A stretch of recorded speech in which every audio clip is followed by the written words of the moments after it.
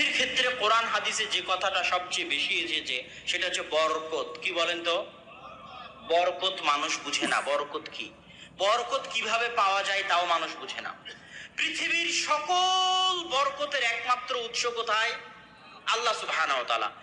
আল্লাহ এবং আল্লাহর সাথে সম্পৃক্ত যা কিছু আছে তা সবই বরকত। যেমন আল্লাহর সাথে সম্পৃক্ত হচ্ছে আল্লাহর নাম। আপনি আল্লাহর নাম নিয়ে খাবেন, কি হবে? রাসূল সাল্লাল্লাহু আলাইহি ওয়াসাল্লাম বলছেন, কেউ যদি বিসমিল্লাহ বলে না খায় তার সাথে শয়তান খাবে। আল্লাহর নাম হচ্ছে আসসালাম, শান্তি। কেউ যদি বাড়িতে প্রবেশ করার সময় আল্লাহর নাম না নেয়, আসসালামু আলাইকুম না বলে, শয়তান ঘোষণা দেয়, শোনো, এই বাড়ি তোমাদের থাকার জায়গা, এই বাড়ি তোমাদের খাওয়ার জায়গা, এই বাড়িতে থাকো আর খাও। আর যেই বাড়িতে শয়তান থাকে ওই বাড়ি থেকে বরকত পালায়। শয়তান আর বরকত মুখামুখি, বিপরীত।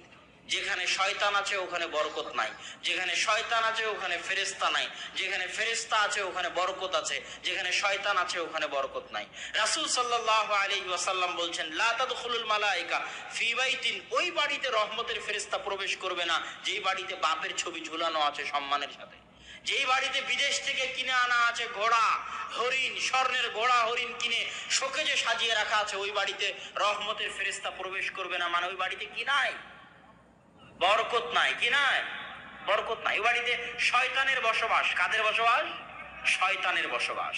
সম্মানিত উপস্থিতি, বরকত পাবো আল্লাহ আর আল্লাহর সাথে সম্পৃক্ত যা কিছু আছে। একটা আল্লাহর নাম, আর একটা আল্লাহর বাণী। আল্লাহর বাণী কোনটা বলেন তো? কোরআন। কোরআনবিহীন জীবন অন্ধকার জীবন। কোরআনবিহীন জীবন পশু প্রাণীর জীবন। কোরআনবিহীন জীবন কুকুর শৃগালের জীবন। কোরআনবিহীন জীবন কুকুর শুকুরের জীবন।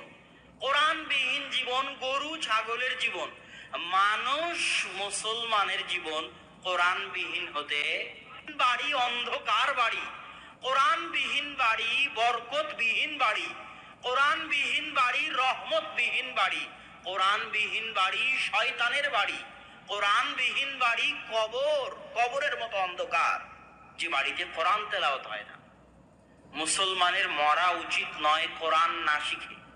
কোন মুসলমান সন্তানের বড় হওয়া উচিত নয়, বেড়ে ওঠা উচিত নয় কোরআন না শিখে। কোন মুসলমানের মৃত্যু বরণ করা উচিত নয় কোরআন না শিখে। এরকম শত সম্মেলন আয়োজন করার চাইতে জরুরি কোরআন শিক্ষার আয়োজন করা। এরকম ঘন্টার পর ঘন্টা বক্তব্য দেওয়ার চাইতে জরুরি আমি আপনাকে কোরআন শিখাবো। এই আধা ঘন্টা বক্তব্য দিয়ে আপনার যা উপকার করতে পারবো, এই আধা ঘন্টায় আলিফ বা তা সা শিখালে, সূরা ফাতিহা শুদ্ধ করালে তার চেয়ে বেশি উপকার করতে পারতাম। এই কথাই ঠিক, এই কথাই চূড়ান্ত।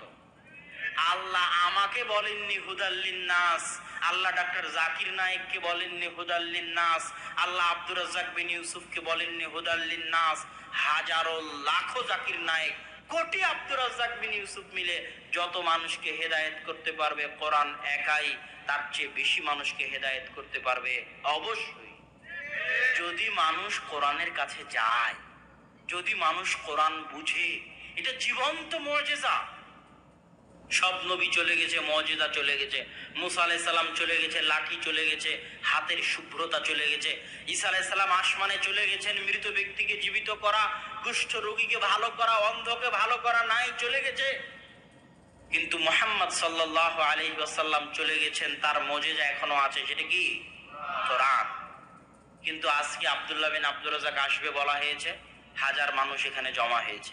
আব্দুর রাজ্জাক বিন ইউসুফ আসলে আরো বেশি মানুষ জমা হতো। কিন্তু কাল যদি মসজিদে বলি কোরআন শিখানো হবে, কয়টা মানুষ আসবে? তাহলে আপনি কাকে মূল্য দিচ্ছেন বেশি? সম্মানিত উপস্থিতি, কোরআন সবচেয়ে গুরুত্ব।